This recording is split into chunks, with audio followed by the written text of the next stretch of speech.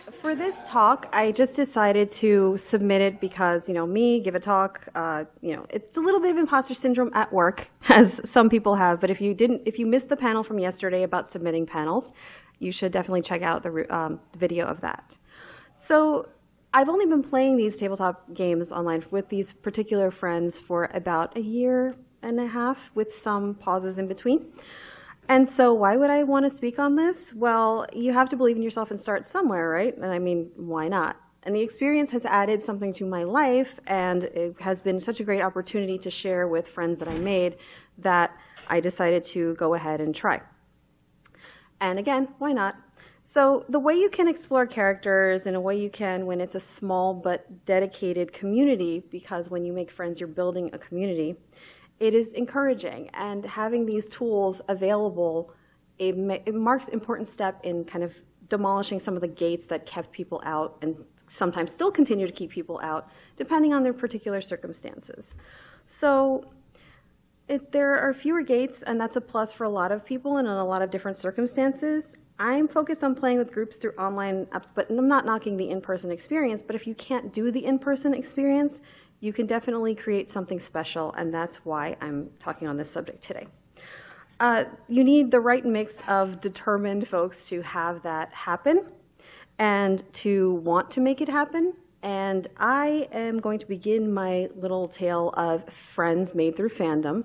We were playing different games through BioWare fandom and other games that we were playing, and we met and started chatting with each other, and then we decided to form a small group to write fan fiction and just chat with each other, and we just grew closer and decided, hey, and one of our members has had a substantial amount of DMing experience, and so she said, hey, do you want to try setting up a D&D campaign? For many of us, and most of us, this was our first campaign of any kind, so there was a little bit of trepidation of like, teach us, friend, of how we can do this and set it up. And it was an experience that definitely changed things for all of us, and we enjoyed it. So how it can happen, the right mix of people can really make a difference if you're sitting playing together as if there aren't thousands of miles separating you. This particular group of friends that I'm talking about, it's just been really fun and fulfilling to play with them, to start all these campaigns, and to know you have the right mix of people to bring up different characters and to create with people, and to know that they have your back and they're willing to help others develop in playtime as well as in character development, in rules, and in making room for everyone to be a part of the game. So we might, and sometimes the ability to develop these characters is fulfilling for other reasons. So with D&D and other games have been talking about adding more queer characters and content and having just made more of an effort for diversity, but it's a start. There are steps, but we still have to keep our own creation in mind to keep actively doing it. Because otherwise you just keep getting little bits and pieces. And so when people are creating their own characters and memories and bringing that forth into other things, so like we can do these characters and then write a lot of things, and then people are decided that they might want to start writing original fiction because they had such a good time creating characters and developing characters and RPing, and they decided that they can really take a chance and they might want to start writing original stuff. So these kind of experiences are valuable for a lot of reasons. And I added something for this if you haven't listened to the recent Waypoint podcast with Manvara here, he was on a panel in here yesterday, that he had a quote, and when I titled this talk, and he had a quote because he's starting to build games and he wants to hire people to make games with important perspectives on, with Black and brown developers and people who can bring in queer developers and having people impact games. So he had a quote where he said something like, I don't want a seat at the table, I want to own the factory making the table. And that quote is such a good one because it's like, we can have that seat at the table, but we can go beyond. And when it comes to representation, it's so important that we continue to do that. So my tale, again, begins as a tale of friends. And so undoubtedly, when you talk about people who met through fandom, A lot of us probably have people we've known through fandom or the value of fan stuff, and then you'll have the people on the side who will be like, oh, fandom culture is shit and everybody wants drama. Because, and I'm not saying that that doesn't happen, but then when you find people to really bond with, it makes such a huge difference in your life. So it often brings people who are inclined to express their inner creativity together, and you find a bunch of people who are willing to be open-minded and a little bit weird and stuff, who want to just participate and jump into stuff and start new adventures together. And so that happened once we started creating things together, and it helped us to get to know one another more, our personalities, how we function best, and what we're like, and what kind of things we're interested in. These are all important things to determine what you want to do. So that brings me to the subject of access, because access also means where people are. And this is one of my favorite graphics. Because people are generally all over the place and thousands of miles separating people. And you get to learn, because meeting people on the internet used to bring, oh, you're meeting people you met online? Well, be careful, they're going to murder you. No. Internet is real life. When people don't distinguish between real life and people you know online, these are my friends. And I've met a few of them in person, and some of them I haven't, but we have thousands of miles and continents between us. It doesn't make us less friends, and that is important.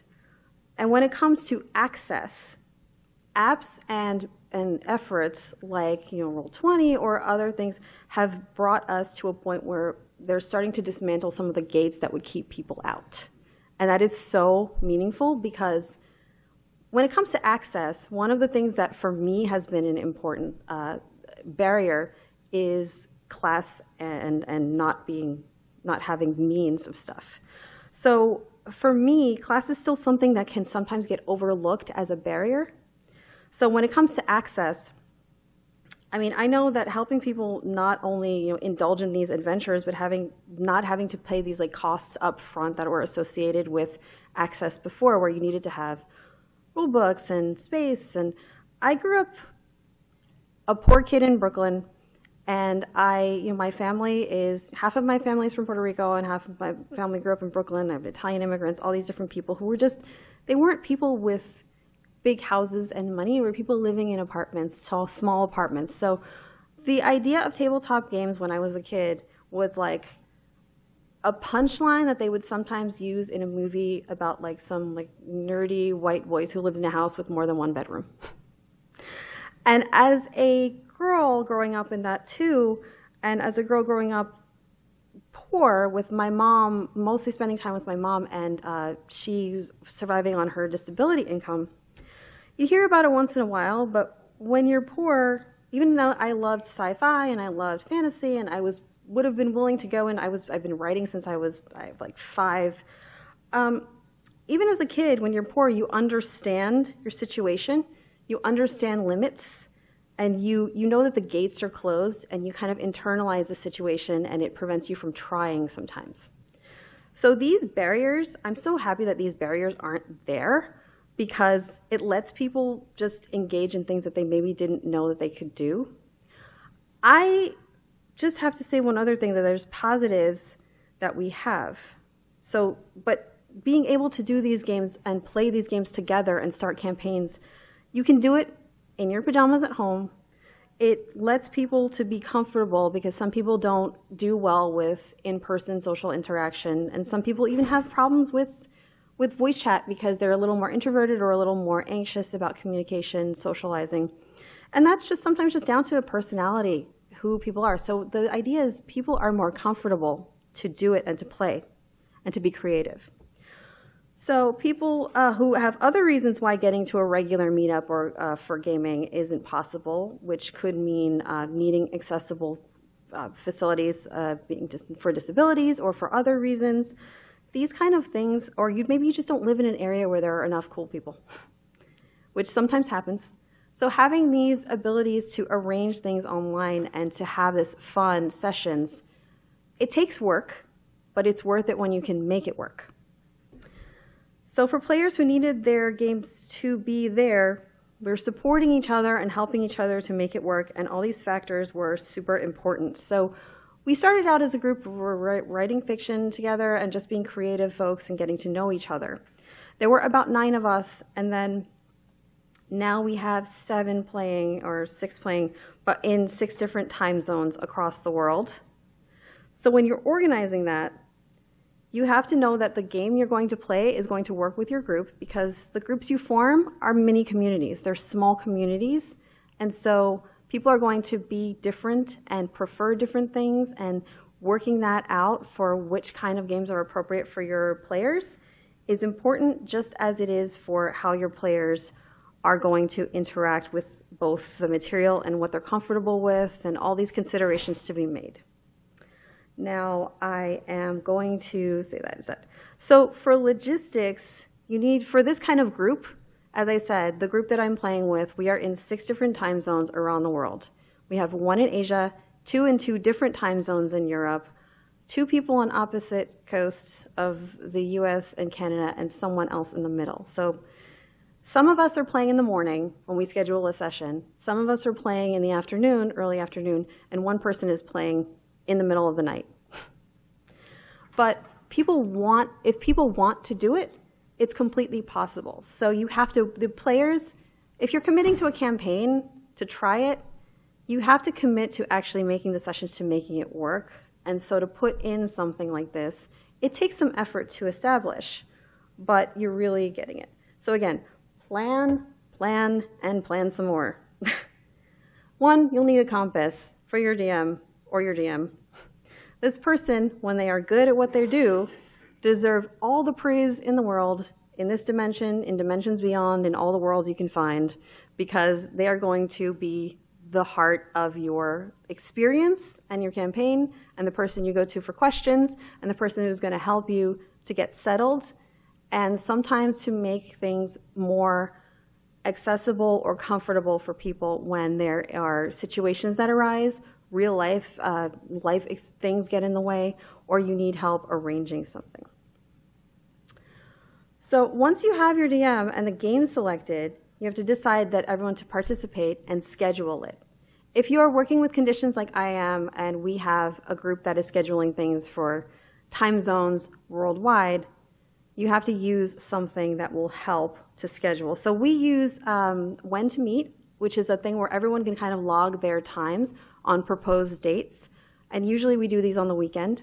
So we have a date and say, oh, our next proposed session is this day. Who can make it? Everyone fill in when you're available hours during that time. And then you can see, the DM can refer to that and look and say, okay, well, everyone's available during these 4 hours or can make it, so we'll schedule our game for that day. Again, this can take a lot of work, and scheduling all of this for people worldwide can be hard to have sessions too frequently. So sometimes there are long waits between sessions, and sometimes people just get really busy and you can't schedule it for too frequently. So sometimes we go weeks between sessions. Our campaigns can drag out for a while, but we have decided to supplement that with written RP stuff. And some people have gone over to their characters to turn them into side stories, as well as main RP that we work on that is pertinent to the campaign that as it rises. So for our next session, we are currently in an RP. We are currently in what we call the RP side. So people are writing stories and continuing what their characters are going to, responding to other characters, and kind of progressing the story a little bit. But we will end that before our next session, and then the next session will be a new mini arc, but that will also take influence from what the characters have done so far in between live sessions. So having this arrangement helps us to keep people playing from all over the place and interested and engaged, because otherwise it could fall apart if you just spend too much time waiting. So this is a way that we keep things lively and going and memorable. And it works really well for our group, especially because it's a group of about 6. So we can still, it's enough to have participation and engagement. So figure out when you can normally spend a couple of hours, and then understand it might take time between sessions in a way that, unlike in-person campaigns, maybe in an in-person campaign you're showing up every Friday night, but in this we might be showing up and having a live session every month. We might have one session a month. We might suddenly have everyone available to have 2 sessions a month, but we don't know. It sometimes takes time. So when you have people on board, you're jumping on board to this kind of commitment, but in a way there's a lot of flexibility in this, and that is equally important to what we're doing. So again, your ingredients. Your group has to want to make it work. Top. Because if you're going to try to make it work and you have to schedule all this stuff, and you have to schedule for a group to fit your group time when everybody can attend, if you see people are just stopping and they don't want to make it work and they're not showing up and they're not engaging, it can just drop the bottom out of everything, and people can get bored and then lose interest, and then the campaign can kind of just fall apart. So everybody has to want to make it work. And your DM, again, is your compass. When a person does this, they need to be imaginative, fun, flexible, a fast thinker on their feet to resolve situations, and then welcoming and open-minded enough to embrace the weird and the wonderful of playing games with all kinds of folks. And this is how you get great characters and great experiences, so I cannot emphasize this anymore, because, and I'm just sending out vibes of thanks and for the DM I have, because she's wonderful. So playing in a decentralized virtual table doesn't mean there will be no conflict, and online play can also have conflicts arise. We recently went through something like this that came down to misunderstandings and personality differences. So even though you're not sitting in the same room, you can still have this, and it can be a little harder to sometimes address because you're not facing each other and you don't have the benefit of facial expressions or anything. You just have voice chat, or you can do video chat, whatever happens, you may have a conflict situation. So we needed to resolve it and through a process, and because everything needs to remain fun. And so when you're working with a group like this, these are special considerations you may need to take a little further than expected. Flexibility and that human touch and understanding, and to have someone you can rely on in your DM and in your team, those are all extremely important, because flexibility is going to matter when you're doing this in such a decentralized way, especially if you are working on accessible and flexible things to fit everyone in so we all have fun.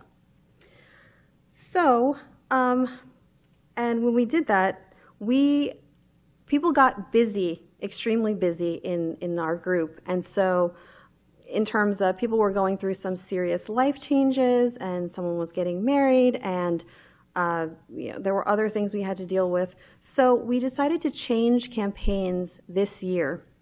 So we had been playing our D&D campaign for about a little or more than a year, and we decided that because our DM was super busy, she didn't have time to plan everything out. And because D&D is so intricate and you need to account for so many things, we had a lot of characters and players who were very willing to jump into and try all sorts of things. And when you're working on that on the DM side, you have a lot of planning to do, because you have a lot of possible outcomes and consequences. So it sits on your shoulders to do that planning. So when our party ended up with a sweet and technically undead paladin, you have her to write for and to make sure you have outcomes for that are fitting, and then you have the rest of our characters who are there, and some of us have been separate, some of them were super injured, some of us we had spread all over the place. So it became a lot of work, so we decided to switch games. This may come up sometimes. So what we did is we brought that campaign to a close, and we picked something new, and we voted on a new game as a group. The game we're currently playing is Masks: A New Generation, which was crowdfunded by Magpie Games, and is set in a world where it's concentrated around young, on-the-rise superheroes in a world where they are the next generation of superheroes after, I think, 4 generations of superheroes. So one thing this did is that players preferring to play in a setting like a superhero setting. It's very modern, it's very easy to get into, and it lends itself to RP very easily because people all over the world have an idea of what superheroes are and how that works. And so it's a little easier sometimes than RPing, being in the woods or being elves and living for 700 years and doing all this stuff and having the life cycle or whatever. So, but the choice was also made because this game is not as mechanics heavy as D&D was, and is more player character central and more RP heavy. So the mechanics are more social.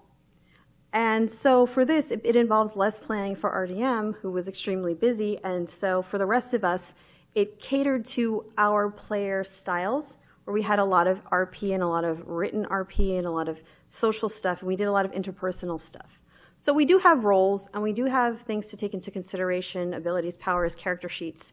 But it is less heavy on the technical side, which helps us progress and have a more flexible system that is a little more catered to the players as we all met in and became creative together and worked on role-playing and fan fiction. We all have this bent toward writing and creating characters and developing characters, which was a great fit for us. So taking into account who your players are and how they prefer to play and what content they want and what content you want, that is extremely important. So what does everyone want? The settings, the mechanics, all of that stuff is super important. So we considered other suggestions besides masks that were less mechanics heavy, but we settled on masks because it seemed fun. I mean, we're playing teenage superheroes. And the doors are wide open because Magpie Games, the developer, left a lot of things open. So there are several ability, kind of what they call playbooks, which are essentially your class types, archetypes. And the playbooks you can pick characters of any background, race, gender, any sort of thing. And each playbook has its own central conflict that is part of your character's life. So each character has a central conflict and a different experience written into their background, but you get to interpret it how you will. So that is flexible, and that was letting us be very RP heavy and have a lot of open doors. And that was extremely positive and something we've been enjoying for the past, I think, 4 months now that we're fully into our campaign. So the characters can sometimes, these things shifts can happen when you need to accommodate people's lives. And again, we are playing globally with a group of people that are awesome, but sometimes things happen. And another thing is that your DM is so important because there's flexibility that sometimes people need. If people's lives get busy or things happen, over the summer I had a medical condition that affected my vision. Now, not only did I have to be late to a couple of sessions, but when I did get back from the doctor, I wasn't able to read things well for a while, partially because I had dilated pupils and everything was going and I couldn't read stuff for a little while. So the flexibility of the way that this wasn't super mechanics heavy allowed me to get a verbal recap from the other players. I didn't have to go read over sheets, look at a bunch of roles to kind of get what happened. I could get a recap and then I could jump right back in as soon as I felt comfortable. So sometimes we need to make these flexible decisions to let people do what they need to do, and this format helps people do that. And the fact that I had a sudden vision issue was not something I expected or could plan for, but when you have someone running the game that is flexible enough to think of a way to accommodate, that is something that is so valuable. And so the choice of games, other members of our group also sometimes had reasons for participation not being available, just personal stuff, upheavals in their lives. And so the flexibility is important and a vital reason of why this is so welcoming, that I feel. So, and in terms of character exploration, masks, the characters in there, the archetypes that you get to choose from are super heroes, but they're also super varied. So you have characters that are inspired, seem to be inspired by popular superheroes, and then you have archetypes that are kind of a little bit different. One is called the outsider, and that is generally like an alien type or someone who is not from Earth. We have one player playing that character of that type in our group, and that character is wonderful. The interpretations that people give these characters is what brings the meaning. My character is the protege, and that playbook involves your character being a trained junior superhero who has a powerful mentor who has influenced your experience, and your mentor gives you technology or anything. You get to choose what your mentor has given you, and if you want to, you can make this feel very Batman, because the things you can pick from your mentor gifts are, the supercomputer, the secret base, and a vehicle, and things like that. So you can basically, if you want to go full Batman, you can do that. I didn't. I wanted to do something different because for character development, I wanted to bring this character's family aboard, as I have a family of NPCs, but family dynamics to be important. So for this character, her central conflict is whether or not she's going to do exactly like her mentor, or whether she's going to carve her own path. Other character types have different main conflicts, so that can be completely different. But for my character is Maria del Mar Moreno Osano, who's known as Mar Moreno. Her character, the protege, and her mentor is actually her aunt, adding other layers to this mentor relationship by bringing it into the family. Now, her mom is Dr. Adela Osano. She's an AI engineer and renowned inventor, and her husband, James, is an ethicist, and they run a very successful tech company specializing in AI. These are the types of characters that my little sci-fi loving person would have loved, would have loved to see when I was like 10. And the fact that that I'm making Mars this junior superhero, her aunt is her mentor, and her mom is this AI scientist. I'm making these strong Latinas, and it's just been so fun to do, making these because growing up as kind of a big nerd and not seeing those kind of characters in media too often or ever, that was very good. So for Mar, her mentor and her family, that involves all of this because they're all invested. What happened was Mar was 7 when her power triggered in a crowd. Something scary happened, and she was there with her family. And her power is technically a form of stealth, but it's not video game stealth where it's cheesy and you're hiding and then you touch something and it breaks. No. She can kind of bend the environment around herself so that she can hide and conceal herself, and she's trained that over time. And her aunt Eva has natural passive armor, but Mar does not. And her mother's younger sister is Eva, and Eva went to Mar's mother years ago when she discovered her own power and said, Adela, can you help me with some tech to help me? And so her sister provided the tech that Mar's mentor, Eva, uses. And then when Mar's power emerged, her mom and her dad asked her aunt, Eva, please train her and teach her to protect herself and take care of her. And so all this ties in together. And this has been such a pleasure to work with because, I'm putting in little details and to train Mar for her own good and as a new metahuman. And then I have things like little details where I can put in Mar having coffee with her parents, or, talking about breakfast of eating queso frito. Elements to put in to kind of add little cultural touches. Mar's a bit of a perfectionist and a nerd. She has all these expectations, and she's kind of like, oh my God, how do I live up to my parents and my aunt? So she's a teenager, and there's a lot of stuff in there. So she has so much more going on and a lot of things that she's still figuring out. And part of that is also with her sexuality. And one thing I really had a great time with was in exploring the rule book for masks. On one of the pages, there was this. Now, this picture made me totally squeal because this is the default art for the protege, the one being kissed, and the other one doing the kissing is the bull. And the bull is kind of like a, hit hard type character. And the bull, as part of that character type, has two characters they must pick. one as a love and one as a nemesis.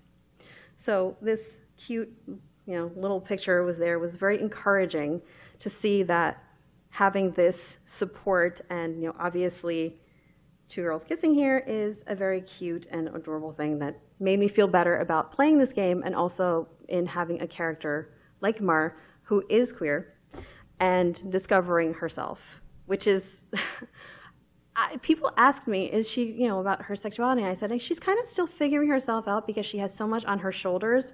Her family is running this huge AI company. Her aunt has trained her to be a superhero, and she's trying to figure herself out on a couple of levels. One, is she going to be this strict kind of like savior type? She's kind of leaning more towards a discovery that she's more a little bit of a nurturer type, and maybe she's going to turn out to be more of like a team mom. So in essence, she's still figuring out a lot of things about herself, and she has a painful crush on her best friend, which can be really familiar. So these internal questioning, at least for me, in terms of, as I said, we do forum RP and we do written RP. I thought about, is it common to have this internal questioning about, well, is it realistic to put them together, or do I have to go through the whole, well, does this girl like girls, and does her friend like girls? I have to put it. And then I was thinking of like, why do we have to put our OCs through these painful roads just to say, I'm real? So realistic, look in a mirror. Mar wants to help, and yes, a lot of her aunt's training is about for going to act in the greater good. Exploring this character has been just a really great opportunity because I haven't really had the opportunity to create or play through characters like this before, either young Latinas or with these families, and having this example of just this like nerdy kind of like high expectation, hard on herself a little bit, but also has these feelings of understanding and wanting to help. And this kind of character is something that is similar to me in some ways, but also it's like a character's, as soon as I started writing fiction again, I started creating characters like this because these are characters that I needed when I was growing up, years ago. So if I had a Mar and her family growing up, that would have been just something that made an impact. So the whole room at the table is important because not only am I making room for someone dealing with anxiousness, thinking about her, questioning sexuality, perfectionism, expectations, and a desire to kind of mother everybody that's kind of bubbling up from the surface as she works with a team of her peers for the first time.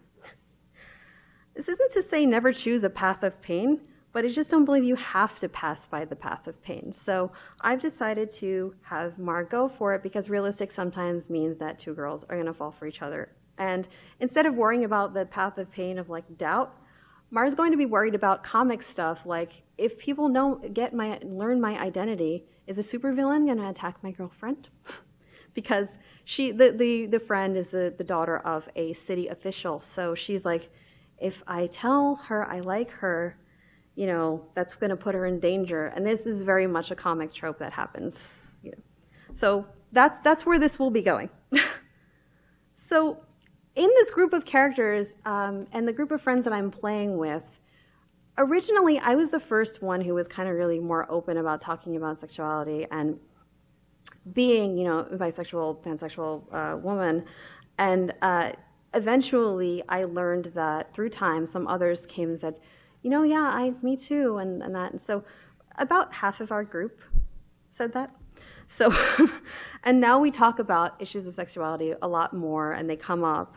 And so we have another character in our group of 6 characters, a group character, and I'm going to quote my friend on this because she provided, I asked her vague question about her character Quinn, who is actually a gender fluid character that my friend made, who's living with the team. Quinn presents as male and keeps the secret, and with family, Quinn presents as female, and in other places and uses, but Quinn has illusory powers. So in addition to the powers to change appearance and to make people see things that may or may not be there, there's something internal there. And these characters are ways we can, these games are ways in which we have, with the right allies, can be powerful to examine. So I'm going to quote my friend because I asked, what would you want to stand out about Quinn? And she is bisexual or more, unsure, and gender fluid. Identifies as female with female pronouns when presenting when a she, and male as male pronouns when he. Still, nothing is set in stone. She is in the experimental phase of her life, and because of a bad experience with her first love, is more wary of serious relationships with females.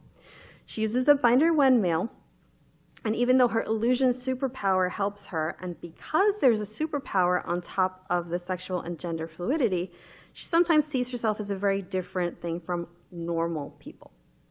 Depending on the general mood, this can either be a feeling of superiority or of not fitting in anywhere. Being in the team helps her get more in touch with her male side identity, but at the same time, lying to her friends takes a toll on her. She doesn't believe yet that she would be accepted the way she is, and I think if she met more people like her, or even gay people, it would help her with accepting that it's okay and knowing that she's not alone. So with a character like Quinn, one character that would be a pretty obvious, I think, ally for Quinn would be Mar. And I actually forgot to change to my slide, but these are little doll creations of Mar. That's her casual outfit, and there's her little identity. And then my friend provided this. She did a recolor as the two versions of Quinn. So Quinn presenting one way and then presenting another way, but holding this secret. But part of that is because of like the superpower, I can make people see something else versus how Quinn feels internally is important character stuff. Now, important ally would be Mar, because Mar herself is queer, and Mar herself is also like the nurturing team mom of the future. But Quinn and Mar have a little bit of conflict in our actual story right now. So again, the ability to reflect these characters and to explore these topics is so engaging, and it touches upon a lot of things that we want to kind of explore and discuss, and has been just really impactful in getting these opportunities from people that I have met and that I've spent time in person with some of the group, but not all of them. So these opportunities are so important. So to close a little bit, I wanted to bring up this quote. I added this recently. There are some tweets here from Melinda Lowe, who's an author whose work you should totally buy if you haven't. If you like stories about female relationships. So she was, the first tweet is about rehearsing for a talk on mentioning the Weetzie Bat series from the late 90s, and was talking about how that series was important because those books just treated being gay as just a thing that happens. And there was nothing, it was just okay. And then the follow-up was the ability of fantasy and spec-fic to imagine a better world is so important. Never overlook genre fiction's contributions to LGBTQ rep, which is so important, and that's saying that the aspect that resonates with me about these games and the exploration we can do is very tied into what Melinda Lowe is saying here. It's saying that genre fiction, hope springs, creative sparks can happen. The possible is at the heart of all of this. And so being able to play these characters and to make friends and to create these adventures together, even though we're thousands of miles apart, it's all important to representation, and our participation in role play and transformative works led us to keep making space. And all of that is so important, and that representation matters. And having these opportunities, blowing all the gates open to accessing, doing these tabletop adventures that didn't seem possible when many of us were either growing up or isolated or didn't have these online access points. And now we do. So if you haven't done this, and if you don't have a group, there's definitely ways to find groups. It's not to ask people it's to ask people who you get along with. If you have creative friends, to just ask them to start a campaign. And as I said, it can take some time to get it going. And with enough planning and dedication, you can do it. And then there's some resources here. Roll20 is one of our central things. We use it all the time. There's also active, the people are doing Altspace VR, where they're trying to do D&D in VR, but VR is expensive. And while these things can happen, it's not the most accessible form of tech to do this. So I would recommend trying Roll20 if you haven't, because there's ways to do it and to adapt it to different games and to different needs, character sheets and everything. MagpieGames.com is for masks. If you want to find out more about that, you can also download materials there, some playbook information and moves and other stuff if you want to find it. The Tender D&D is a little bot that's just really cute, and the bot tweets out descriptions of characters like every so often, and it's just characters. And if you need inspiration on a character to create, either for a campaign or for just your own fiction, that would be good. There's also a how to start DMing, which is if you want to go on that limb. It's for people if you feel like you're going to have that opportunity to take it and to jump into it. It helps guide you into making it a little easier. I personally don't think I could do it because I'm not a person who's too spontaneous. I'm a super planner, so I know you have to be able to get things more off the cuff. Now, maybe I should try believing in myself and doing it one day. I'm not gonna close the door on that. And this link I included, the Know Your Players guide. It actually uses like MBTI and Kiersey type determinants about how to know how to DM for a group by knowing what kind of people your players are. This actually comes up a lot in our group because we are fans of using MBTI as a basic understanding. So a lot of us are actually more of the intuitive types. And then we have a couple, I think 2 rationals, and so it's a guide series, and there's one for each group of types that help understand that the intuitives are a little less pro-conflict. I am the most conflict-averse person that is in our group, and I'm admitting that. So, and I'm an intuitive type, so that's kind of a thing. But knowing personalities of your players or the people you're playing with is going to help you either in determining how to play with them or what kind of thing you want to do. If you want to create conflict, do the opposite of what it says. If you want to peaceful or adventures, do something like that. But these kind of links are very helpful at understanding players and how people work and how to get games together that either complement or how to take different steps to change that.